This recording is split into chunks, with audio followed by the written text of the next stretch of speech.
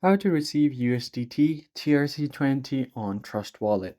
Hey guys, in this tutorial I'm going to show you a step-by-step guide on how you can receive the USDT TRC20 on your Trust Wallet. So the first thing you have to do is open up your Trust Wallet and make sure that you've logged into your account. And once you are logged in, you can find the filter icon at the top right corner of your screen on your Tokens tab. Just tap on it and search for USDT. Now you're going to have to find the USDT TRC20 right here. So scroll down and find the USDT with the TRC20.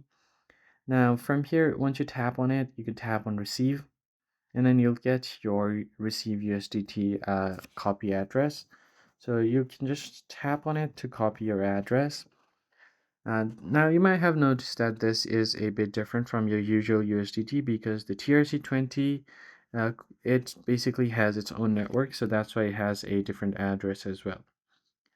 Now once you've copied the address, just make sure that you send it to the person that's trying to send you the money or the USDT TRC20, but you just need to make sure that they enter the correct address. If you want to be very sure, just share the QR code so that there are no mistakes when sending the token.